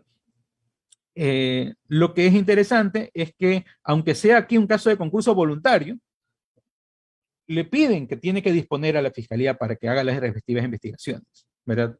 Y entonces eso nos lleva a hacernos la pregunta si es que en estos casos, ¿verdad? El fiscal no puede iniciar la investigación penal a menos de que le haya llegado previamente este auto de inicio, ¿verdad? Pero si regresamos otra vez a lo que nos dice el COIP, nos dice que tiene que depender la acción penal. Y en ningún momento en el COIP nos dice que el fiscal no va a poder iniciar la acción penal, ¿verdad? Sin esta cláusula. Entonces, viene a ser más bien como una de estas formas de poner una providencia, una forma de poner el conocimiento de la noticia criminis, ¿verdad? Que viene a ser el tema de estas informaciones de comunicaciones judiciales, ¿verdad? Y no necesariamente una cuestión de perjudicialidad, porque no es una decisión que se está tomando en ese motivo, ¿verdad? Lo que nos dicen el COGEP al momento del inicio de estos concursos, ¿verdad? No está decidiendo algo, simplemente nos dice, bueno, tengo que notificar para informar el conocimiento de esto, pero en el fondo todavía no me he pronunciado, entonces no hay una decisión de por medio, ¿ya?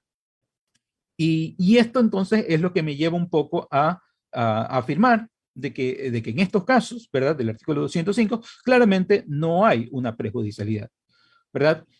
Es un delito especial, claramente, ¿verdad?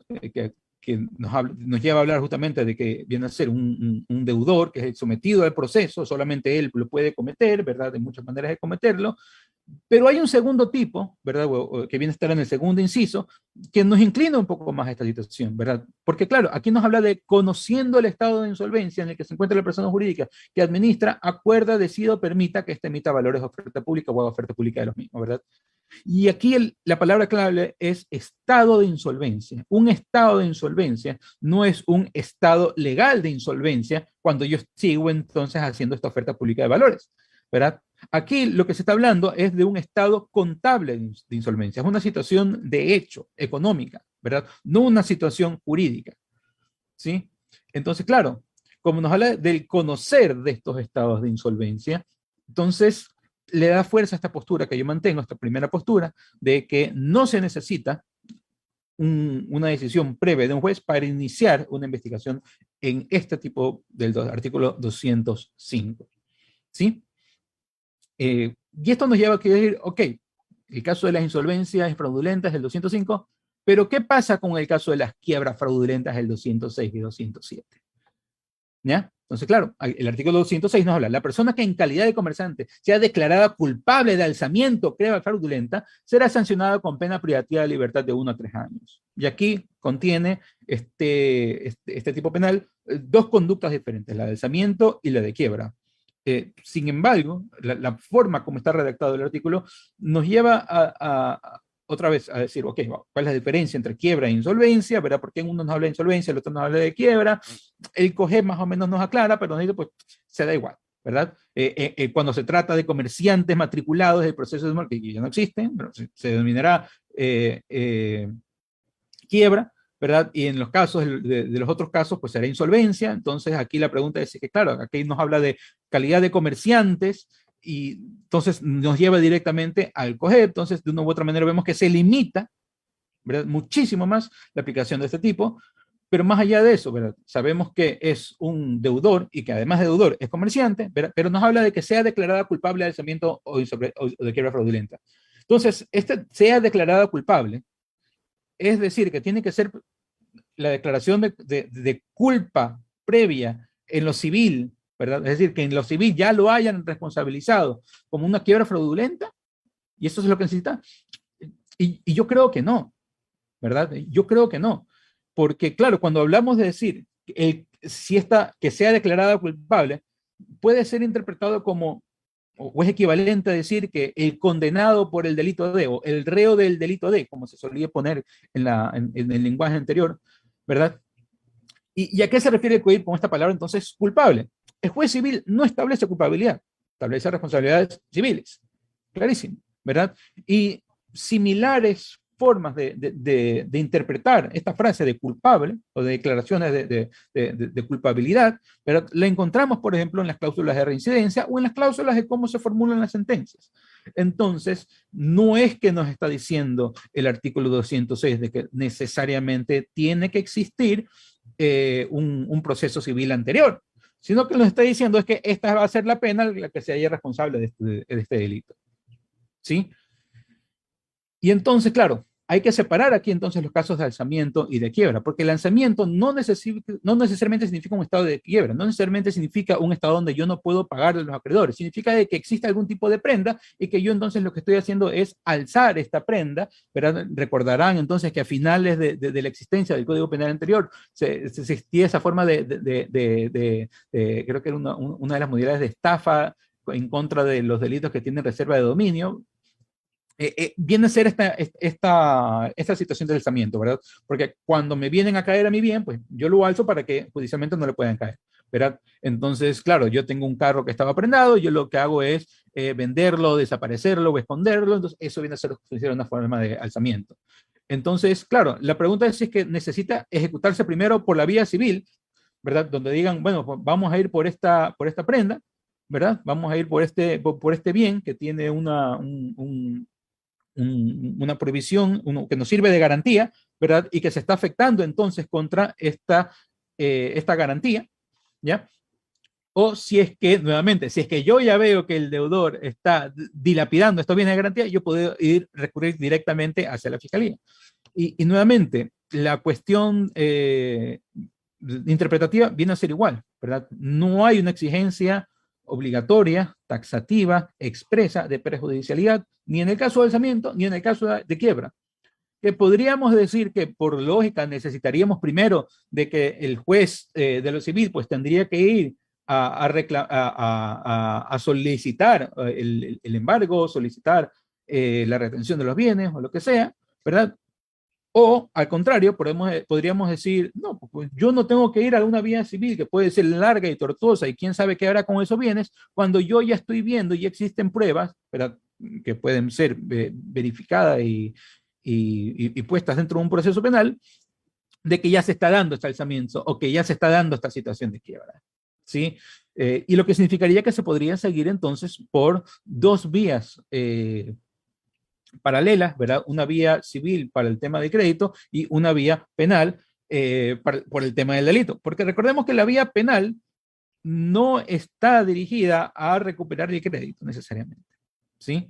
Y entonces, y eso es lo que claro, porque si la final es en la vía civil, por alguna falla procesal, ¿verdad?, se decide de que la inexistencia del crédito, incluso si es que puede ser por un contrato que tenga algún tipo de nulidad, ¿verdad?, pero que por detrás si hubo un dolo y una afectación al patrimonio, al bien jurídico patrimonio, ¿verdad?, entonces claramente ahí estaríamos entrando a esta discusión, ¿sí?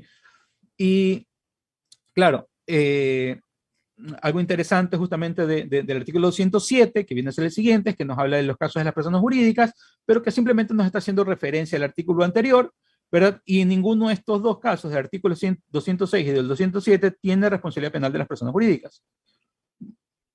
Claramente, porque si estamos tratando de quebrar a la persona jurídica, o si esta entra ya en un estado de quiebra, entenderíamos de que dejaría de existir y no tendría sentido pues seguir justamente el tema de la responsabilidad, ¿ya?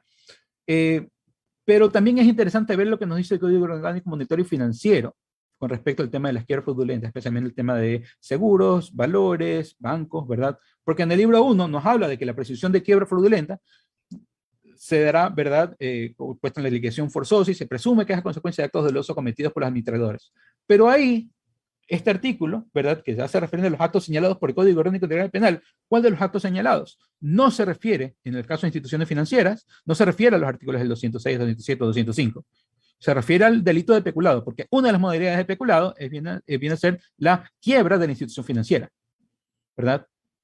Luego, nos dice en el libro 2 del artículo 216, que para los efectos previstos en el Código Penal, OIP, se presumirá fraudulenta la quiebra de cualquier compañía intermediaria del mercado de valores que se produzca como consecuencia de las pérdidas situadas en operaciones ejecutadas por cuenta propia, siempre que tales pérdidas le impiden cumplir con sus ejecuciones, ejecutar por cuenta de sus competencias, ¿verdad?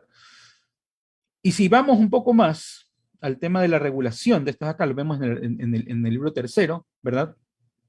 Y que nos habla un poco de el tema de estas compañías que están sujetas, ¿verdad? Nos habla de conductas que son claramente conducentes, ¿verdad? El reconocido de obligaciones inexistentes o indebidas. Si hubiese simulado o enajenaciones de gravámenes, son conductas que son claramente, porque son como 6 más literales, pero nos hablan de los modus operandi de una quiebra fraudulenta. Pero aquí, quien decide o no mandarlo a la fiscalía no es un juez civil. Viene a ser el superintendente de compañías, valores y seguros, ¿verdad? Y nuevamente, esta información que le envía, no la envía como una manera de prejudicialidad, sino que lo envía nuevamente como una forma de una noticia del delito, ¿verdad?, que pone en conocimiento de la fiscalía, al igual que la denuncia y al igual que la comunicación judicial, ¿sí? Entonces, esa es un poco la discusión que pongo aquí sobre mi posición de la inexistencia de la prejudicialidad en el COIP, es decir, de prejudicialidad civil a lo penal, y eso. Pues muchas gracias. Ok, muchas gracias, Daniel. Sin duda un tema interesante. Creo que en otro momento podemos ya profundizar más en detalle y tal vez se generen algunas posiciones, pero interesante, una posición muy interesante. Bien, a mí me ha tocado revisar una temática específica que es la de la apelación de la sentencia penal en el pensamiento de Jorge Zavala Vaquerizo. Y yo quisiera iniciar esta revisión tomando en cuenta que los recursos en general, todos los medios impugnativos de las distintas, particularmente sentencias en materia penal, fue una temática abordada por el maestro Zavala desde sus primeros libros que abordaban todo el proceso penal de forma exegética, particularmente el proceso penal. Pero este estudio se lo hace a partir del tratado como tal. Recordemos que ya el tratado, y creo yo, y esta es mi visión respecto del origen del tratado y su evolución. Creo yo que el tratado nace originalmente como un esfuerzo académico muy valioso de parte del profesor Zavala Vaquerizo de fundamentar su oposición al Código de Procedimiento Penal, originalmente, y su demanda de inconstitucionalidad, que luego perdió, porque realmente ganó, creo que ganó el artículo de las costas, y no recuerdo si había otro más, pero él tenía una fundamentación, había hecho una oposición interesante respecto de por qué no consideraba que la vigencia del sistema acusatorio como tal fuera constitucional. Podemos discrepar con él, sin duda, y ella es una realidad que no podemos discutirla tampoco en la actualidad, pero en ese momento su código se estaba derogando, su código de procedimiento penal, para entrar a uno nuevo, que de hecho era coautoría con el maestro Zambrano Pasquel, y este esfuerzo, yo insisto, creo que inicialmente empieza así, pero tiene una evolución muy interesante en el pensamiento del maestro Zavala, que uno lo va midiendo tomo a tomo. Y ya cuando uno llega al tomo 9, que trata sobre el tema de los recursos, ya uno incluso, también hay una evolución respecto de las citas, los autores. El maestro Zavala, el maestro Zambrano nos ha contado incluso cómo él mismo le dio algunos libros que tal vez en su momento no los tenía el profesor Zavala y que los incorporó ya a su bibliografía del tratado, entre otros al profesor Julio Mayer. Y es justamente el profesor Julio Mayer quien es citado cuando aborda la temática específica del derecho de impugnar dentro del proceso penal.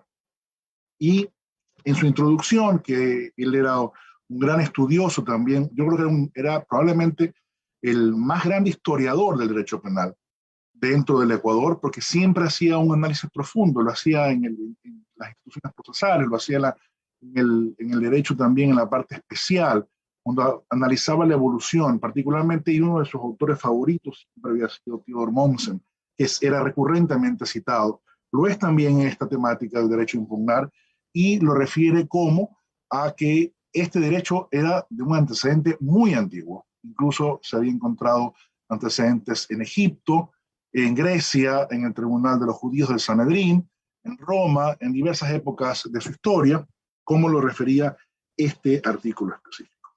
Y esta evolución narra por qué es necesario contar con recursos en el proceso penal y por qué vamos a sacrificar la necesidad de una sentencia firme que puede darse en una primera instancia basada en una característica humana, que es el error.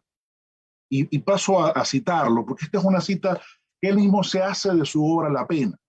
Y él dice, desgraciadamente la experiencia nos demuestra que los hombres que ejercen la función de administrar justicia no se escapan al error, que pueden sufrir en el momento de la decisión del asunto judicial a ellos encargados de resolver. Este error puede surgir de buena fe o por ignorancia o por negligencia, pero puede surgir también como consecuencia de sentimientos y pasiones, de cobardía, de venalidad o de perversidad. Es una cita de La Pena en el tomo 1. Y cuando ya entra la temática que quiero abordar en esta charla, rápida y corta, porque realmente ya vamos más de 1 hora y media, entra el tema del doble conforme, sobre el cual me voy a permitir unos excursos rápidamente. Y es ahí donde entro yo a darle la razón al maestro Zavala cuando él refiere a una discusión que hoy nos parece muy actual desde el año pasado, por lo menos en el Ecuador, respecto al doble conforme, y que él ya la había revisado y la había analizado mucho tiempo antes, en su tomo 9. El año de la publicación de este tomo, permítame revisarlo rápidamente, es del 2007. Ya en el 2007 él se plantea esta discusión, porque lo que dice es, hay normativa supranacional que regula los recursos en contra de la sentencia como tal. Y esa normativa nos refiere que tal vez no es un recurso que tiene que tenerlo todas las partes procesales.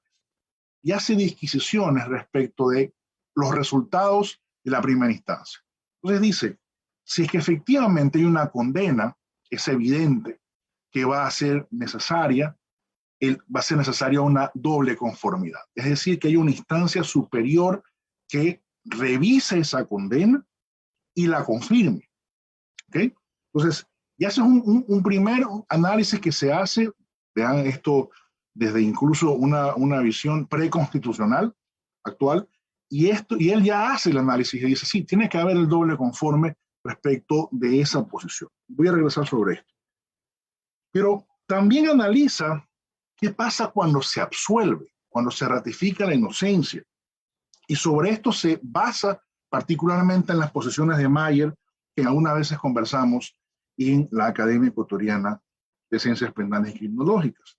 Y eso sostiene que Mayer, desde la visión convencional, particularmente del Pacto Internacional de Derechos Civiles y Políticos, en su artículo 14, numeral 5, dispone que toda persona declarada culpable de un delito tendrá derecho a que el fallo condenatorio y la pena que se le haya impuesto sean sometidos a un tribunal superior, conforme a lo prescrito en la ley. Y es en eso en que se basa particularmente Mayer para decir que la única oportunidad que tiene el Estado para conseguir una condena es la sentencia de la primera instancia. ¿Por qué? Porque dice, el que tiene derecho a apelar no es cualquiera, no son todos los sujetos procesales. Y tiene derecho a apelar es el condenado. Y hace una cita interesante de Mayer que dice, el recurso contra la sentencia ya no puede ser concebido como una facultad de todos los intervinientes en el procedimiento, que corresponde también a los acusadores, en especial al acusador público, fiscal, para remover cualquier motivo de injusticia de la sentencia conforme a las pretensiones de los otros intervinientes, distintos del condenado penalmente. Deberá perder así su carácter bilateral, el de ser facultad de todos los participantes, para transformarse en un derecho exclusivo del condenado, a requerir la doble conformidad con la condena. Condición de la ejecución de una pena estatal. Ello equivale a decir que solo la condena penal dictada por un tribunal de juicio es recurrible, y solo lo es por el condenado. La absolución, salvo el caso de la aplicación de una medida de seguridad y corrección, y la condena no recurrida a favor del imputado, quedan firmes por el solo pronunciamiento, y cualquier persecución penal posterior deberá ser considerada como un bis in idem, destacado en el original. Entonces, aquí es donde yo traigo a la discusión esta, que es una discusión muy interesante que en el Ecuador no ha existido respecto de si realmente todos los partícipes o sujetos procesales tienen derecho a apelar de la sentencia condenatoria. Claro, podemos decir, sí, es verdad, pero tal vez en la Constitución anterior no había una referencia respecto del derecho a apelar, que sí la existe en la actualidad, y es una referencia genérica. Puede ser, pero la realidad es que en este caso, la víctima como tal, su presencia en el proceso penal no tiene la misma capacidad o la misma finalidad que tiene la Fiscalía. Y sobre esto ha habido sentencias de la Corte Constitucional, en que se ha pronunciado señalando que las pretensiones que tiene la víctima son particularmente pretensiones de carácter resarcitorio, es decir, a efectos de obtener la reparación integral, siempre sometido bajo el condicionamiento de la existencia de un acusador público. Nos puede parecer que esto no sea adecuado o no, pero esto es el estado de las cuestiones en la discusión constitucional. Entonces, bajo esta figura, que insisto yo, y creo que esto también es mi posición a la que yo me adhiero, yo sigo considerando que es el juicio, tomando en cuenta los principios probatorios, el único momento para la obtención de la condena. Eso no significa que no pueda revisarse la sentencia en una etapa impugnativa. Sí podría darse eso, pero lo que no podría pasar es que el superior condene. Esto es solamente mi visión, no estoy hablando que esto sea lo resuelto en lo que está actualmente en vigencia. Lo que yo considero es que el superior no debería tener capacidades condenatorias. Lo que tiene capacidades es para anular los juicios, al encontrar vicios de procedimiento, que puede ser incluso vicios de motivación. Y ya han habido fallos. Yo sí he tenido casos en los cuales se han detectado vicios de motivación, lo que hoy diríamos vicios motivacionales, en una sentencia de la Corte Constitucional del presidente actual, Ali Lozada, en la que se detectan estos vicios motivacionales y se anula la sentencia. Entonces, la anulación de la sentencia permite regresar al juicio. Y ahí, en el juicio, con la práctica de la prueba, bajo los principios constitucionales de contradicción, inmediación, etcétera, es que podría haber un nuevo escenario en que se practique la condena sin violar el principio de non bis in idem, pero no en una apelación, y mucho menos en una casación. Entonces, eso hace o nos lleva a creer que el Estado tiene una capacidad limitada, sí, pero no única, de buscar penas o condenas en instancias superiores alejadas de un debate de contradicción probatoria. Y hacia eso es lo que yo me opongo. Yo considero que el Estado no lo tiene. Puede pelear por la discusión respecto de la legalidad o constitucionalidad de la sentencia, pero para regresar al punto original, que es volver al juicio. Y esa para mí es la solución que nos habría evitado lo que vengo a contar ahora, que es claramente lo que ha ocurrido luego de las discusiones jurisprudenciales sobre el doble conforme.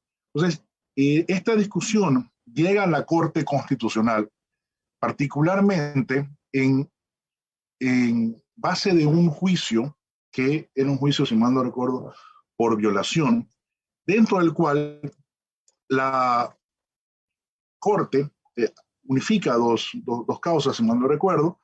Una creo que era de lagunas estructurales, la otra era del doble conforme, y hace un solo caso.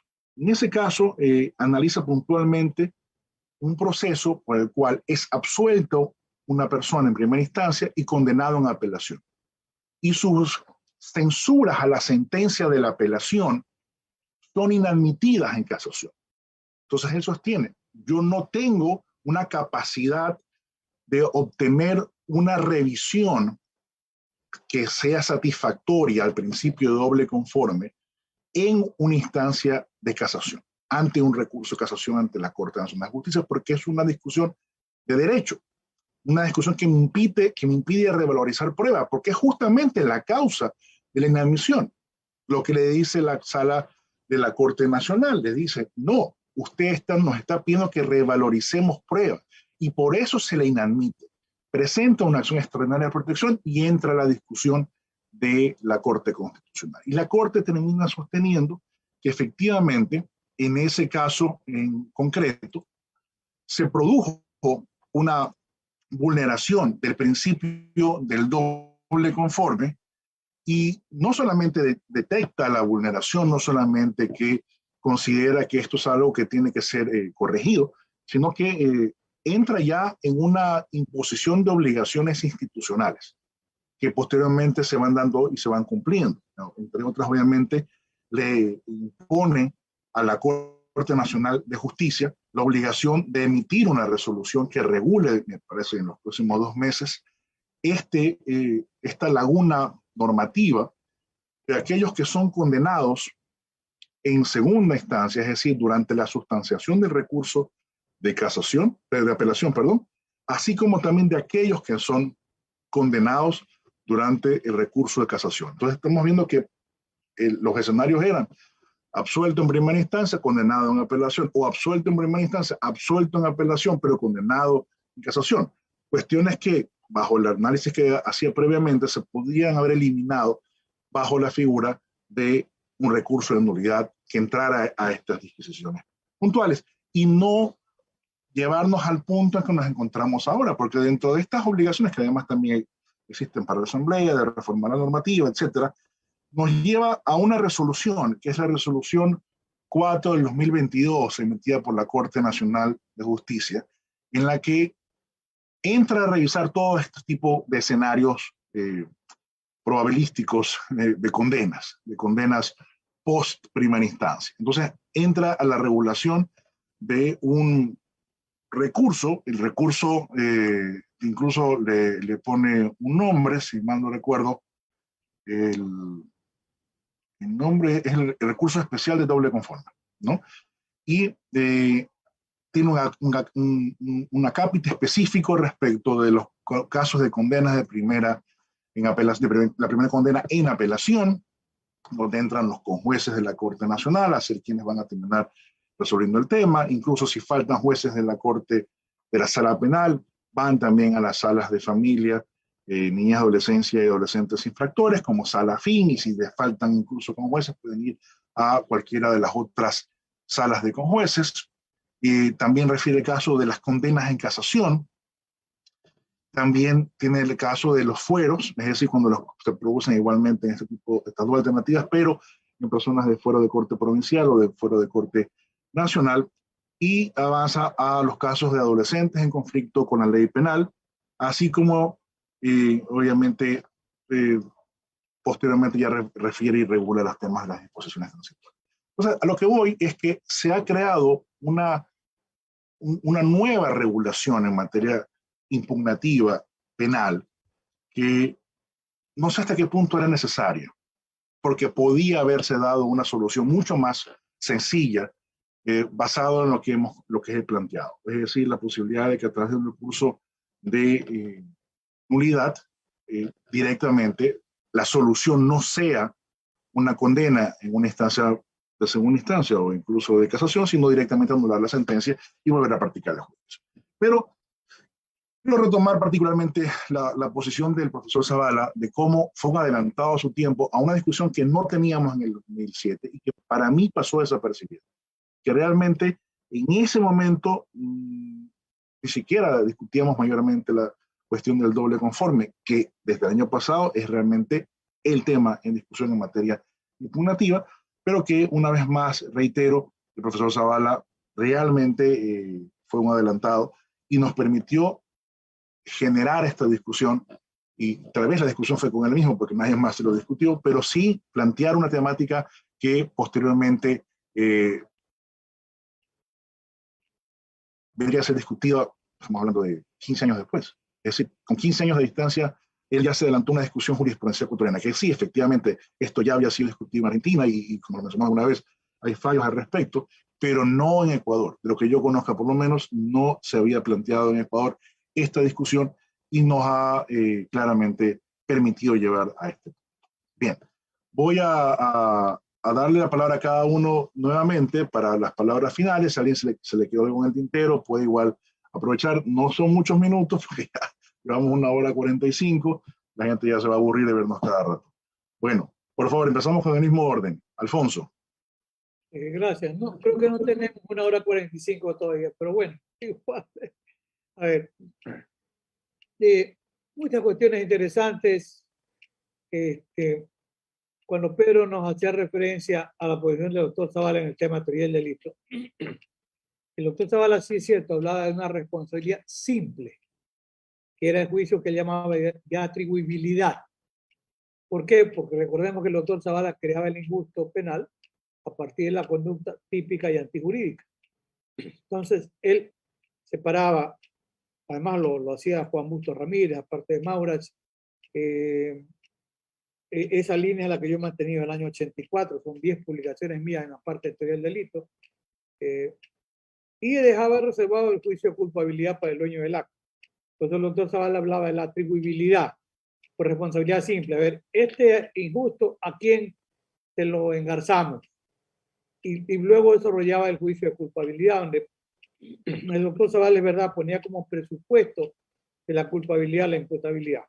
Yo creo que la discusión no estaba por allí, pero el doctor Zavala también al final hablaba de la responsabilidad penal, luego de la culpabilidad. que estaba un poco en la línea de Mauricio, es cierto, o sea que el doctor Zavala hablaba de responsabilidad simple y responsabilidad penal. Era construcción de él, sin duda. Y Leonel Calderón también nos hizo un repaso pero muy interesante. Yo recuerdo que el doctor Zavala decía que se abusa de la confianza, decía, en diferentes delitos contra la propiedad. Incluso en un momento dado decía, el abuso de confianza es un medio para cometer un delito contra la propiedad. Y bien decía Leonel, podía ser el dolo al inicio o podía ser después cuando ya recibe el objeto para darle una determinada finalidad y no la cumple. Pero el doctor Zavala en los comentarios a los delitos contra la propiedad hace acopio de importantes comentarios también de los juristas que él estudiaba en su momento, básicamente argentinos como Sebastián Soler, Fontán Balestra, que yo recuerdo el momento. Un tema que tocaba Leonel, el tema de la prejudicialidad. Sí, el doctor Zavala había estructurado la prejudicialidad en la línea que comentaba Daniel, y cuando con Edmundo Durán en el año 2000 trabajábamos en el anteproyecto de Código de Procedimiento Penal junto con Walter Guerrero. Con Edmundo Durán y Walter Guerrero nos pusimos en la disyuntiva de decir, bueno, en los casos previstos en la ley, definamos los casos, no dejemos esto al azar. ¿Para qué? Para que haya una seguridad normativa, pero finalmente eso no funcionó así. Pero esa era una respuesta frente incluso a esa jurisprudencia cambiante, a veces se acomodaba para decir, esto sí es un caso de prejudicialidad y esto no. Yo recuerdo solamente un caso donde se hablaba de que se había cometido falsedad en un contrato internacional de venta de arroz. Y era tan palpable porque el ministro de Estado que suscribe el contrato no estaba en Ecuador y lo hace ante un notario en Quito. Él estaba en Europa. Entonces, era un acto de falsedad, por supuesto. Pero allí para proteger políticamente al ministro se dijo que era un caso de prejudicialidad y que tenía que determinarse previamente que ese instrumento en la notaría era falso. O sea, se prestó un momento dado también el tema de la prejudicialidad para el acomodo político. De pronto sería conveniente, tal vez en esta línea que decía Daniel, esta discusión, bueno, vamos a marcar la cancha. Estos son, y no otros, los casos de prejudicialidad.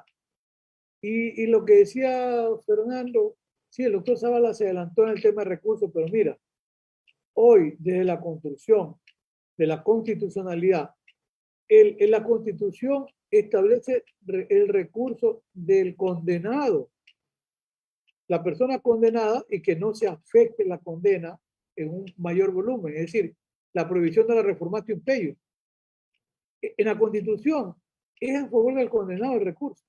En el artículo 14 que mencionaba el doctor Zavala, en la línea de Julio Mayer, sí, del Pacto Internacional de Derechos Civiles y Políticos, y el artículo 8 del Pacto de San José también. Y fíjate que la Corte, en lo que decía Fernando, la Corte Nacional de Ecuador hace ese recurso especial, pero incluso toma, como sin querer queriendo, toma Mohamed versus Argentina, del 2012. Ahí se dice que se marca la cancha en el tema del derecho al doble conforme. Pero Mohamed se determina que los recursos son a favor del justiciable. Por eso yo he dicho, oiga, hay que leer bien incluso lo que dice la Corte. Yo sí creo que llega el momento de discutir, primero, que es la propuesta que yo tengo en un proyecto de reforma, sentencia absolutoria de primer nivel, fin de la historia, termina. Pero puede haber, dejemos un segundo espacio, apelación con nuevas pruebas. Si no tiene nuevas pruebas, la Fiscalía debe terminar el proceso. Yo creo que esa sería una manera de cortar la cancha, y en casación, para concluir la idea, tomar un poco los estándares que tiene la casación de Costa Rica del 2006, después Herrera huyó a 2004, de Corte Interamericana. ¿Qué característica tiene? Revalorización de hechos, revalorización de pruebas y la posibilidad de nuevas pruebas de oficio que puede dictar el Tribunal de Casación. A algunos no les gusta, pero esa es la nueva tendencia, incluso lo dice Daniel Pastor con su obra, ya muy conocida, la nueva imagen de la casación penal.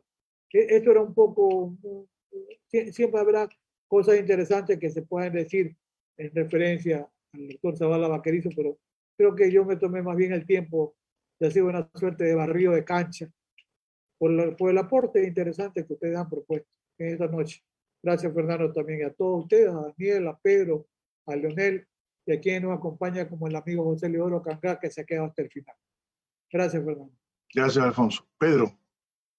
Bueno, nada más decir, felicitaciones a todos los que hemos participado, excelentes exposiciones, las 5. Nada más un comentario mínimo si hay para el espacio, porque creo que me quedó un poquito corto en la comparación de Zavala con Maura en el tema de la culpabilidad y en el elemento de atribuibilidad, responsabilidad por el hecho. Y yo pienso que en ese sentido Zavala inclusive está más claro, si bien no es más prolífico, es más claro que Maura en algunas cuestiones, porque para mí en algunas situaciones, creo que de manera deliberada, Maura bailaba en una especie de terreno resbaladizo en la culpabilidad en esta categoría, porque él, y yo creo que esto lo hace para poder adecuar su defensa en Nuremberg, la defensa de Otto Ollendorff, que era uno de los directores de la División General de la SS, él lo defendió, uno de sus abogados. Maura, nazi declarado hasta el día de su muerte, ¿no? Y Maura habla de que hay presupuestos posteriores para determinar la culpabilidad en figuras como el estado de necesidad disculpante, que están fuera de la culpabilidad y que ciertamente no son parte de la antijuricidad. La no exigibilidad del actuar de otro modo, los excesos en la legítima defensa por ira o miedo, y la que me ha llamado la atención, que definitivamente la desplazó a esta categoría para poder defender a este personaje del nacionalsocialismo, es la obediencia de vida, causa de justificación históricamente reconocida como presupuesto de la atribuibilidad para Maura. Entonces creo que es un poco un malabar para poder ejercer una defensa que al final terminó sin éxito, porque todos sabemos cuál fue el destino de Ollendorff, fue el ahorcamiento pues, en la sentencia en Nuremberg. Nada más quería hacer esa pequeña acotación que la quería incluir en la exposición original, pero por algún motivo me fui de largo, ¿no? Fuera de eso, pues, felicitaciones con todos y ojalá se repitan episodios como este. Un abrazo. Gracias, Pedro. Leonel.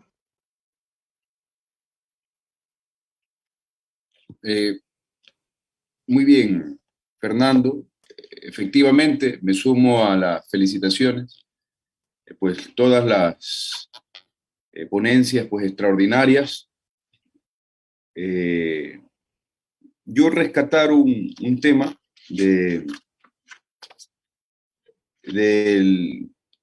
en varios momentos del libro, de los diferentes libros, Delitos contra la Propiedad, pues el profesor Zavala aprovecha la oportunidad de hacer recomendaciones de política criminal y de política legislativa. Es decir, bueno, también pone casos prácticos, ¿no? Esto se soluciona de esta manera, etc. Pero también hace énfasis en temas de política criminal y política legislativa, que es un lunar eso hoy en día, si bien hay autores que lo hacen, pero no todos los autores deciden también realizar este tipo de aportaciones. Y claro, para poder hacerlo debes tener una comprensión de, o sea, cuál es la función de la pena, para qué sirve el derecho penal, cómo se redactan las normas en general, cómo se redactan los tipos penales en particular. Pues son cuestiones interesantes, ¿no? Observas la gran capacidad que tiene que ha tenido, o sea, que la gran capacidad que tuvo el profesor Zavala, y precisamente por esa gran capacidad, la proyección y la funcionalidad de estos trabajos.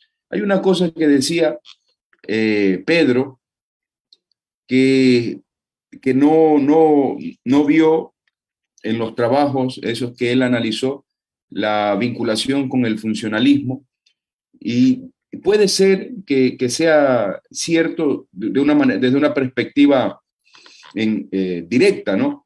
Pero cuando lees los trabajos que hizo sobre parte especial, pues yo veo una normativización interesantísima. cada uno de los conceptos, él abandonó por completo la cuestión naturalística y apostó por la normativización de los conceptos jurídico-penales.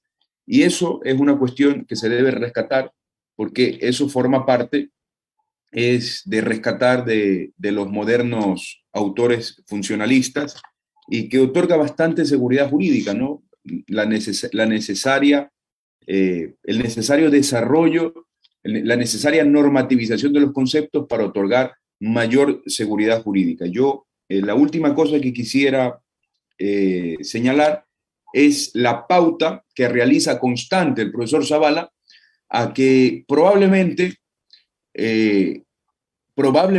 y esto es interesante porque es la vinculación con su concepto de la pena, probablemente los casos, la gran contingencia que existe sobre los delitos contra la propiedad se reduzcan no solo con el aumento de las penas, esto es interesante, sino con la disminución de los tiempos de tramitación del juicio respectivo. Es decir, tenemos que vincular la función de la pena con las pautas procesales. Sin unas pautas procesales tales que permitan lograr que la función que otorgues a la pena, claro, él estaba pensando en una pena que sirve para retribuir el mal causado. Pero en cualquier caso, no, sin apuntar a una específica teoría de la pena, él vincula, y esto me parece importante resaltar, vincula la función de la pena con un proceso penal que sirva para lograr satisfacer esa función de la pena. Sin un proceso penal riguroso que respete estándares específicos, pues no sirve de nada tener el mejor de los derechos. Y eso es una cosa que me parece importante rescatar. Muchas gracias nuevamente y te insisto, Fernando, a todos los que conformamos parte de la academia, pues debemos insistir en realizar este tipo de eventos para resaltar que nosotros en Ecuador pues tenemos un penalista, un procesalista de derecho penal de la talla de Jorge Zavala Vaquerizo. Muchas gracias, Leonel. Daniel. Yo solamente quiero un poco recordar unas palabras que en ese congreso del 2005 escuché del propio profesor Mir Puig, y es que en el Ecuador el derecho penal se divide entre un antes de Zavala Vaquerizo y un después de Zavala Vaquerizo. Y es que el impacto que él tuvo justamente con esa importación del finalismo al Ecuador y más que nada con inspiración que dio a todo un sinnúmero de juristas desde ese entonces, incluso con esa discusión que tenía él con juristas de su época como el propio doctor Edmundo René Bodero, pues, que era neocausalista, pues, y replicaban un poco ese debate. Es súper interesante y más que nada nos nutre esa capacidad de debate y de diálogo que tiene que ser el núcleo de toda academia. Bien, muchas gracias, Daniel.